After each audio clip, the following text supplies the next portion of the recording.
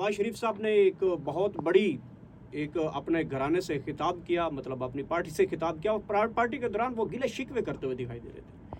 उन्होंने कहा कि मुझे भेजा भी जाता है, मुझे बुलाया भी जाता है, मुझे सुना भी जाता है, लेकिन उन्होंने आज अपनी कौम के साथ खिताब में कहा कि मुझे अपनी कौम के ऊपर भी एक अपना दुख है। उन्होंने अपना दुख रखा। उन्होंने कहा कि मुझे गिला है कि जब मैं गिरफ़्तार हुआ तो मेरे पीछे कौम नहीं खड़ी हुई, जब मैं जेल गया तो मेरे पीछे कौम खड़ी नहीं हुई, जब मेरी बेटी गिरफ़्तार हुई तो तब भी मेरे पीछे कौम नहीं आई।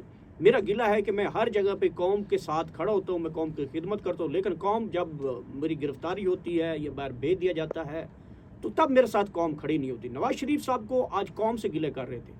फिर उन्होंने एक जगह पे बताया कि मेरे पास कुछ वीडियोज़ भी हैं, कुछ ऑडियोज़ भी हैं। ऑडियोज़ के बारे में उन्होंने कहा है कि मेरे पास ऐसी ऑडियो है जिसमें मुझे मेरी हुकूमत गिराने के हवाले से, मेरी चलती हुकूमत को और नवाज शरीफ को साइड लाइन करने के हवाले से मेरे पास ऑडियो, सेम टाइम इसी हवाले से मरीम नवाज़ के पास भी ऑडियोज़ हैं, वीडियोज़ हैं। और गुज़िश्ता हुकूमतों के ऊपर उन्होंने फिर एक तनकीद की, इमरान खान की हुकूमत की तनकीद की, जी महंगाई कर दी। शहबाज शरीफ की हुकूमत की उन्होंने तारीफ़ की कि आज देखें जी महंगाई ख़त्म हो गई है। भाई महंगाई मुझे ये बता दें कि जो किसान की गंदम रुल रही है, सड़कों के ऊपर लेके बैठे हुए हैं, वो किसकी गवर्नमेंट है? क्या वो चाइना वालों की गवर्नमेंट है या बांग्लादेश वालों की गवर्नमेंट है यहाँ पे? या यहाँ पे जो बिजली के बिलों में इजाफा है वो यहाँ पे क्या जापान वालों की हुकूमत है या इंडिया की हुकूमत है? यहाँ पे वो अपने भाई की हुकूमत की तारीफ़ें कर रहे हैं और साथ भी कह रहे हैं कि जी देखें जी महंगाई ख़त्म हो गई है। कहाँ से महंगाई ख़त्म हुई है? आप जिन दिनों में आए थे मुझे मालूम है आपको जो सदका दिया था वो चिट सफ़ेद कबूतरों के साथ किया था। अब जो अब आप जाएंगे ना वापस, तो आपको कोई बड़ा कोई सदका देना चाहिए ताकि आपकी याददाश्त भी वापस आ सके। जनाब उन्होंने तो आज गिनवा दिया है कि मेरे साथ कौम नहीं खड़ी होती, मैं गिरफ़्तार होता हूँ, कौम नहीं निकलती, मैं पकड़ा जाता हूँ, कौम नहीं निकलती, मुझे बाहर भाई भेज दिया जाता है, कौम नहीं निकलती। उन्होंने कौम के साथ गिले शिकवे कर दिए। बहुत सारे सवाल कर दिए आपने एक ही सवाल में। अब नवाज शरीफ साहब का जो इनकी जो हिस्ट्री है वो बड़ी ख़तरनाक हिस्ट्री है। वो कोई पॉलिटिकल नहीं है। अगर ये एक सियासतदान हो ना तो ये इस तरह के शिकवे कभी भी नहीं करना चाहिए इन्होंने। नवाज शरीफ साहब, पहली तो बात है कि आपको पता है कि ये मिलिट्री एस्टेब्लिशमेंट की पैदावार है। ये एक बिजनेसमैन है, इसका माइंड बिजनेसमैन। लेकिन इनको इतना एस्टेब्लिशमेंट ने ऊपर लाया, इतना लाया कि ये आवाम को समझ ही नहीं सके कि आवाम क्या है। इन्होंने आवाम समझा ही नहीं कभी। ये जो कह रहे हैं आवाम मेरे साथ नहीं खड़ी हुई, मैं आपको यकीन करूँ, ये मैं अल्फी आपको कहता हूँ कि इन्होंने इनकी पार्टी ने इसलिए आवाम पे ट्रस्ट नहीं किया है कि ये हमेशा किसी के कंधे पे आते रहे। जब आप किसी के कंधे पे आ रहे हो तो आपको क्या लगे आवाम को? तो आवाम पागल है। कितना अर्सा आवाम को धोखा दोगे, एक दफ़ा दोगे, दूसरी दफ़ा। ये भी मुझे पता है कि जब मोहतरमा बेनज़ीर की हुकूमत थी, ये शायद 2007 या से कबल की बात है, तो जब मुशर्रफ साहब ने इनको फारग करके भेजा है तो उस वक्त ये इतना ऊपर चले गए, इनको लाया भी उन्होंने, लेकिन ये उनके ख़िलाफ़ इतना आगे निकल गए कि इन्होंने कहा कि जिस तरह सऊदीया की रियासत चल रही इस तरह मैं भी पाकिस्तान की बना लूँ। आखिर क्या हुआ इनके साथ? अच्छा, ये मायदा करके चले गए। इन्होंने आवाम को नहीं बताया, कौम को नहीं बताया कि मैंने मायदा किया। बता देते कि मेरी मजबूरी है, मुझे इन्होंने ये मामला है, मैं 10 साल के लिए सऊदीया के लिए, इन्होंने मायदा छुपाया, कौम से छुपाया, क्यों झूठ बोला है? अच्छा, वहाँ से जब ये वापस आए तो मोहतरमा बेनज़ीर जो थी उस वक्त, उन्होंने एक मायदा किया है मुशर्रफ के साथ। तो ये वापस जब आए और सऊदीया में ये रहे, वहाँ भी इनका जो सिलसिला रहा वो भी मैं आपको बताता हूँ आगे। वो एक बड़ी दिलचस्प कहानी है।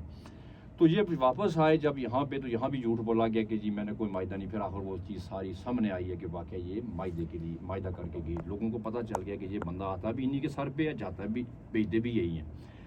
अब जब खान साहब की हुकूमत आ गई है तो खान साहब की थी जब वजारत उज़्मा से इनको उतारा गया है तो इन्होंने एक नारा लगाया है। वो नारा सारी दुनिया ने देखा है और वो नारा वाकई ज़ोर पकड़ रहा था। तो अगर ये उसी नारे पे रहते तो यकीन करें कि ये काफ़ी आवाम के अंदर तकरीबन ये जा चुके थे कि इनके साथ जुल्म व ज़्यादती हुई है। लेकिन यकदम नारे मारते मारते पता ही नहीं है, जेल में गए, मच्छर खा रहे हैं, वहाँ से प्लेटलिस्ट पता नहीं किधर चले गए, जहाज़ पे बैठे सलूट किया जनाब, ये अभी आप आके कह रहे हो ये कौम इतनी पागल है?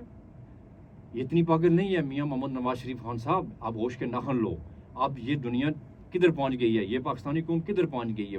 اگر تم پاکستانی قوم کو آپ اگر دھوکہ دے رہے ہو تو آپ کو یہ ایسا لمبا دیا، اور کیا چاہتے ہو آپ؟ شکوے کی بات نہیں ہے، آپ معافی مانگو اس قوم سے اور دوبارہ سے نئے سرے سے وعدہ کرو کہ میں آئندہ اس طرح کسی کے کندھے پہ نہیں آؤں گا اور یہ نہیں کروں گا، تو ممکن آپ کو قوم معاف کر دے. مجھے نہیں لگتا کہ آپ کو لیکن معاف کرے. صدر زئی صاحب انہوں نے کہا ہے کہ میرے پاس آڈیوز آ چکی ہیں جو ہمیشہ، کبھی مریم نواز کے پاس ویڈیو سکینڈل ہیں، کبھی کیمرہ سکینڈل ہیں. جاتی عمرہ تو ویڈیو سینٹر ہی لگتا ہے مجھے ایسی باتوں سن کے. آپ نواز شریف ایک بڑا اپنے آپ کو لیڈر کہتے ہیں، وہ کہتا ہے میرے پاس آڈیو ہے. اب آڈیو کے اوپر یہ اداروں کو بلیک میل بھی کیا جائے گا. آپ دیکھو نا، میں نے ابھی کیا کہا تھا کہ انہوں نے کبھی عوام پہ یقین ہی نہیں کیا ہے. یہ آپ کی بات وہی ختم ہو گئی ہے نا. یہ ہمیشہ آڈیو ویڈیو اور کسی کے سر پہ بیٹھنے والے لوگ ہیں. یہ کسی کی آڈیو لے لی اس پہ سہارا لیتے ہیں. ایسے لوگ نہیں زیادہ ٹائم چل سکتے. آپ وقتی کسی کو بلیک میل تو کر لو گے، کتنا ٹائم کرو گے؟ اور جس طرح ابھی جج کھڑے ہو گئے نا، نہیں کھڑے ہو رہے تھے، کھڑے ہو گئے. آپ کیا کرو گے؟ ابھی جج کتنے ججوں نے کہا کہ بھائی ہم ان کو اپنا عدالت میں نہیں آنے دیں گے. آپ کب تک کرو گے؟ اب وہ وقت ختم ہو گیا. اب دنیا بہت آگے نکل چکی ہے اور اس دنیا کے ساتھ پاکستانی قوم جو ہے وہ بہت زیادہ سمجھدار ہو چکی ہے. اور بہت جلد، یہ ابھی قوم نہیں ہے، بہت جلد یہ قوم بن جائے گی. جس دن یہ قوم بن گئی اس دن یقین کرو یہاں ایسے لوگ، ان کو پاکستان میں بھی یہ عوام پاکستانی قوم نہیں آنے دے گی. صدر زئی صاحب یہ بتا دیں کہ آگے معاملات جس طرح بڑھ رہے ہیں، مولانا فضل الرحمان بھی معافی مانگ چکے ہیں کہ وہ ایک سیاسی بیان تھا. عمران خان کو یہودیوں کا ایجنٹ کہنا ایک سیاسی بیان ہے. جو ایک میتھ آف تھیوری جو کریٹ ہو رہی ہے وہ یہی لگ رہا ہے کہ کہیں اب یہ ساری جماعتیں ایک جگہ پہ اکٹھا ہونا چاہ رہی ہیں. مولانا فضل الرحمان ہے، جماعت اسلامی ہے، ٹی ایل پی ہے، اسفند یار ولی بھی ہو سکتے ہیں، محمود خان چکزئی صاحب ہیں، وحدت مسلمین ہے، سنی اتحاد ہے، بڑی جماعتیں ہیں. یہ ساری جماعتیں اکٹھی ہونے جا رہی ہیں.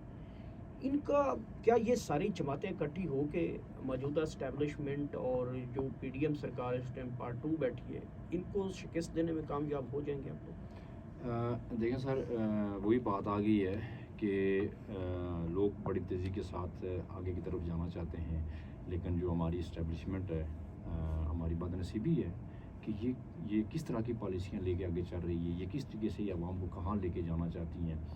نہ تو ہم اسٹیبلشمنٹ کے باہر ہیں، نہ اسٹیبلشمنٹ ہمارے سے باہر ہے. یعنی میں ہوں تو میرا کوئی بھائی، آپ ہیں تو آپ کا کوئی کزن، کوئی نہ کوئی دن میں ہے نا، وہ ہم ہی ہیں نا.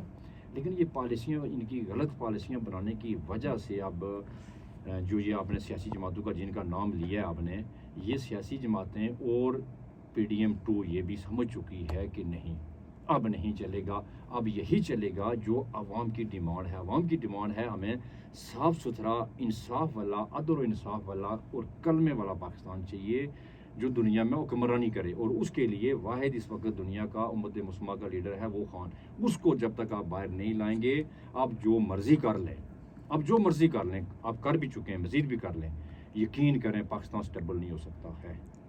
گزشتہ دن عمران خان کی تصویر باہر آئی، وائرل ہو گئی اور ٹاپ ٹرینڈ ہے اس ٹائم تک بھی. ایک تصویر کی وجہ سے جو حلقے ہیں، ادارے ہیں اور طاقتور حلقے ہیں، وہ اتنی زیادہ سٹرکٹنس کر رہے ہیں کہ جس بندے نے یہ تصویر لیک کی ہے اس کے خلاف بھی تحقیقات کی جا رہی ہیں. تو خان صاحب کی ایک تصویر کے اوپر یہ سسٹم سارا اتنا خوف زدہ ہے، تو جس دن خان آ گیا اس دن کیا بنے گا؟ دیکھیں سر، جو تصویر کا معاملہ ہے، خان صاحب کو بہت ٹائم ہو گیا، بہت لانگ ٹائم ہو گیا. نہ عوام نے دیکھا، نہ ہم لوگوں نے دیکھا ہے خان کو. تو خان کو ہر آنکھ جو ہے 25 کروڑ عوام ہے وہ عکس بار تھی. تو وہ چاہتے تھے کہ کوئی طریقہ ہو میں خان کو ویڈیو پہ دیکھ لیں. بعض لوگ تو یہ بھی کہتے ہیں کہ خان کو ہم ایک جھلک دیکھ کے مر جائیں تو تب بھی کوئی بات نہیں ہے. تو اب یہ عوام اس حد تک جا چکی ہے جو خان کے لیے جان بھی دے رہی ہے، مال بھی قربان کر رہی ہے، وقت بھی ضائع کر رہی ہے. تو جب ان کو وہ تقریباً 8 ماہ کے بعد غالباً یہ تصویر جب وائرل ہوئی ہے خان صاحب کی، تو میرے خیال میں پوری دنیا ایک دفعہ ایسے زلزلے کی طرح لی ہے. تو جو دوسری طرف تھے وہ تو لازمی کرتے کنفیوز ہونا تھا انہوں نے. آپ جیسے سمجھدار اور پارٹی کے اندر میچور جو ورکر، کارکن اور سینئر رہنما ہیں، وہ اس ٹائم کیا سوچ رہے ہیں کہ کیا کیا جائے کہ پاکستان تحریک انصاف عمران خان کو باہر لائے؟ آپ کی سوچ کیا ہے اور ورکر کیا سوچ رہے ہیں اس ٹائم؟ یہ لیڈرشپ جو موجودہ ہے، ورکر چارج ہے، آپ کا مینڈیٹ چوری کر لیا گیا، آپ کا بلے کا نشان چھین لیا گیا، پکڑ دھکڑ ہوگی، کپڑا نکال لیا گیا، سب کچھ کر لیا، ورکر تو چال، لیکن کیا خوف ہے کہ آپ پھر لانگ مار جائیں؟ ادھر بیٹھیں، اپنا حق لیں. ورکر کی کیا سوچ ہے اور لیڈرشپ اس ورکر کو کیوں نہیں لے کے آنا چاہتے؟ دیکھیں آپ یقین کریں کہ تصویر کی بھی آپ نے بات کی تھی، تو جو تصویر ہے وہ جب کل ہماری آنکھوں کے سامنے آئی ہے تو کل بھی ہمارے جو آنکھوں میں آنسو آ گئے تھے، اور ابھی بھی آپ نے نام لیا. تو ہم چیز یہ ہے کہ اب لیڈرشپ کیا کر رہی ہے. ہم کوشش کر چکے ہیں پورے طریقے سے کہ ایک شیر افضل دے دو، چھوڑو کار ہمیں کار سارا کام ہم کریں گے. پھر بھی ہمیں یہ لوگ اجازت نہیں دے رہے ہیں. نا عمر ایوب صاحب سے بات یہ بیرسٹر گوہر صاحب ہو گئے، یہ تو کچھ سٹینڈ لینا ہی نہیں چاہتے نا.